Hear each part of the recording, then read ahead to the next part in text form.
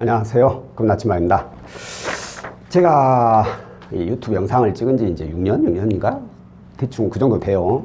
그러다 보니까 뭐 여러 가지 내용들이 있지만 겹치는 내용들도 많습니다. 뭐 똑같은 주제를 가지고 이제 다른 사례를 가지고 얘기를 이렇게 하다 보니까 제 구독자분들 중에서는 몇 번 들은 얘기를 또 듣다 보니까 뭐 어쩔 때는 대충 듣다 넘어가실 수도 있고 아니면 뭐 완벽하게 보시는 분들도 있겠죠. 그런데 이렇게 제가 알려드리고 싶은 내용에 대해서 정확히 파악을 하고 계신다면은 뭐 대충 봐도 상관이 없어요, 솔직히.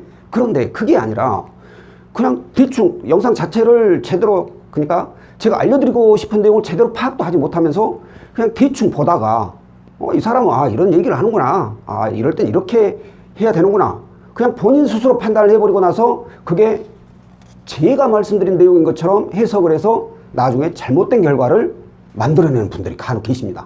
오늘 알려드리고 싶은 사례의 주인공 역시 제가 알려드리고자 하는 방향이 아닌 본인 스스로 해석을 해서 엉뚱한 방향으로 일을 잘못 처리한 그런 내용에 대해서 좀 말씀을 드려볼까 합니다. 현재 이분은 직장인이시고 연봉이 약 6,600만 원 정도 되시는 분입니다. 6,600만 원. 현재 이용 중인 대출은 저축은행에 딱 한 건으로 해가지고 5,500만 원을 이용하고 계세요. 자, 이분이 저한테 연락을 주셔서 이 얘기를 하시는 거예요.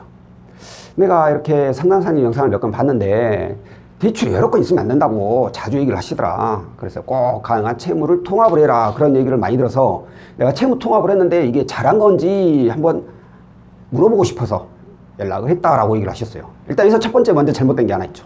뭐가 잘못됐죠? 이미 사건은 벌어져 버린 거예요. 본인이 한 일이 잘 됐는지 잘못됐는지 그걸 확인차 물어보겠다는 거예요. 만약 잘못됐다면 이걸 되돌릴 수 있나요? 되돌릴 수 있는 거라면은 뭐 다행이지만 되돌릴 수 없는 거라면 어떻게? 본인 마음은 더 아프지. 이분이 하시는 얘기가 이거예요. 내가 이전에 저축은행이 없고 은행에만 5건이 있었대요. 이것만 대출이 약 한 5천만 원 정도 있었다고 합니다. 근데 제가 영상에서 대출 건수가 많으면 안 돼요, 채무 통합을 하셔야 돼요, 이런 얘기를 자주 했는데 어디서 전화가 와가지고 저금리 대환대출에 대해서 얘기를 하더라고요. 그러면서 은행 건수가 많으니까 이걸 하나로 통합을 해서 낮은 이자로 대환을 하세요, 이렇게 얘기를 했대요. 이게 그건가 해가지고 상담을 받았는데 이 상담한 사람들이 조회를 해서 저축은행에서 얼마가 나왔냐면은 7,200만 원까지 가능하다고 나왔다고 합니다. 적용되는 금리가 10.5%라고 했대요. 10.5%. 내가 이용하고 있는 은행 5건은 이게 낮은 건 4%, 높은 건 7%대. 이자가 더 낮은데 이게 더 이자가 더 높아. 그러면 이걸 통합을 할 필요가 있느냐, 이런 얘기를 하는데 이 상담사가 하는 말이 이거예요. 보세요. 은행 5건이니까 대출이 5건 아닙니까? 그러니 신용이 내부 점수가 좋게 나올 리가 없죠. 그래서 금리가 지금보다는 더 높게 형성이 되는 겁니다. 하지만 이 5건을 저축은행 한 건으로 통합을 하면, 채무 통합을 하게 되면 대출 건수가 줄어드니까 신용 점수가 오를 거 아니에요, 신용이. 그러면 그때 이보다 더 낮은 이자로 해서 은행 하나로 대출을 대안을 할 수가 있습니다. 이렇게 얘기를 했대요. 그러니까 제 영상에서도 대출 건수가 많으면 통합을 하세요 라고 얘기를 제가 자주 드렸고, 그 전화 온 곳에서도 이렇게 하나로 묶어주고, 지금 당장 이자가 높지만 뭐 좀 지나면 신용 좋아지면 더 낮은 이자로 대안을 해준다고 하니까 그래요 하고 이걸 이용을 하신 거예요. 7,200 나왔는데 그나마 제가 다행인 게 이거예요. 7,200 다 안 쓰고 5천만 원만 하면 되는데 조금 뭐 돈이 필요해서 5,500을 받으셨대요. 그리고 나서 저한테 연락을 주신 거예요. 나 잘했나요, 못했나요? 이미 사고는 다 쳐놓고. 제가 그래서 이분한테 한마디 했습니다. 제 영상을 좀 몇 번 보셨다고 하셨는데 처음부터 끝까지 좀 제대로 보셨나요? 대충 말을 얼버무리더라고요. 그 얘기는 뭐예요? 제대로 안 보셨다는 얘기죠. 제가 그래서 한마디 했죠. 고객님, 제 어느 영상에 은행의 저금리 대출을 이금융권의 고금리로 대안을 하라고 제가 하던가요? 그 영상 있으면 좀 저한테 알려주세요. 아니 그게 아니고 이제 머리 긁겠죠.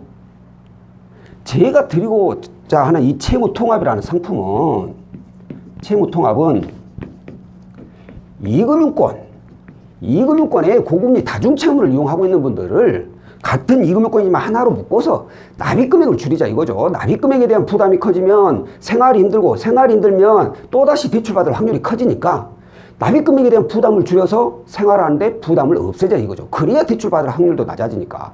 그렇게 하기 위해서 채무통합을 하시라는 거지.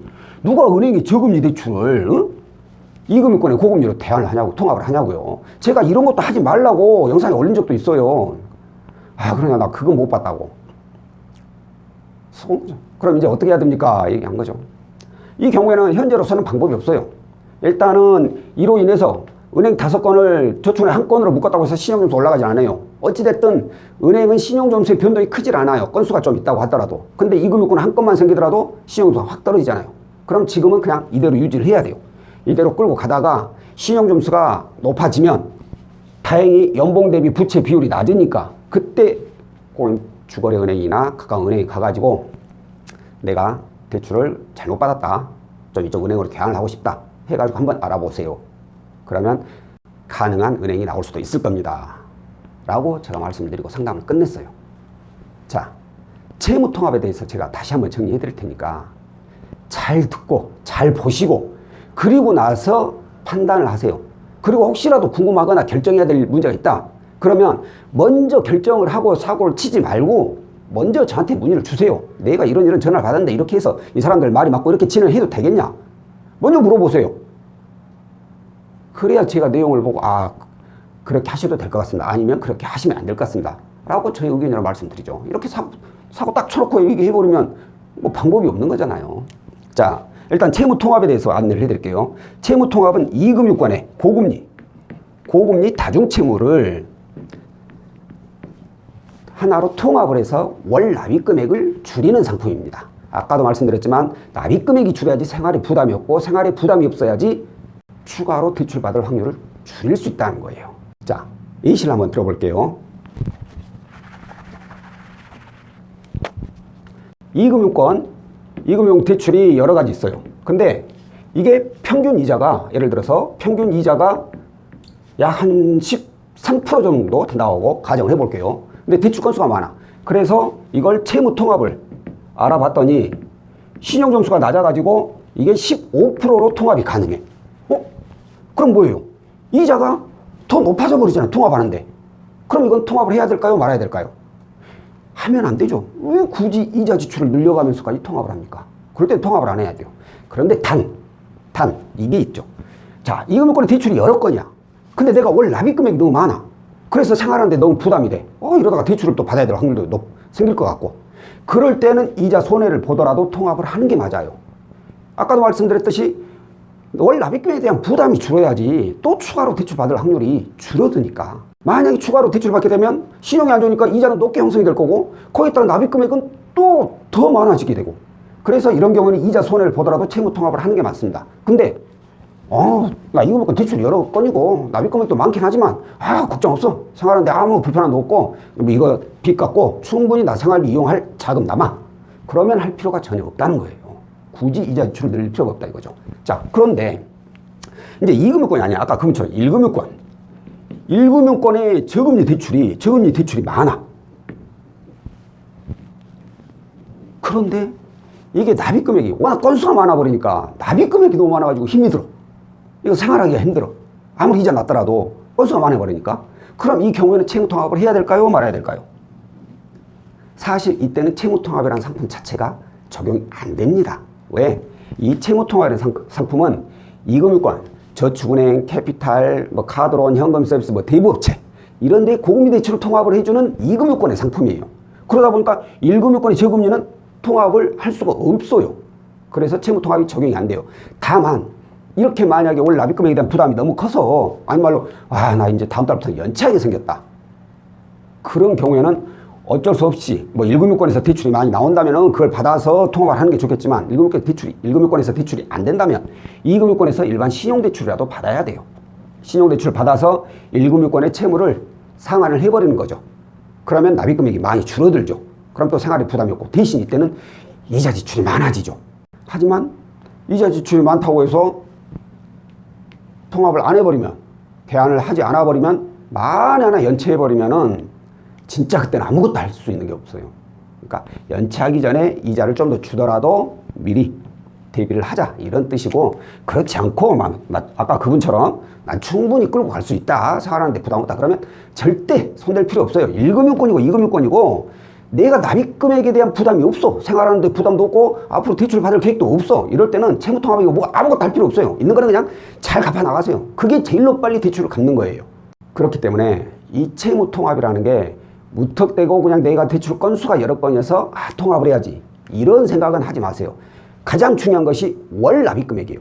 월 납입금액에 대한 부담이 있냐 부담이 없냐, 이 기준을 가지고 채무통합을 할지 말지를 결정을 하시면 될 것 같습니다.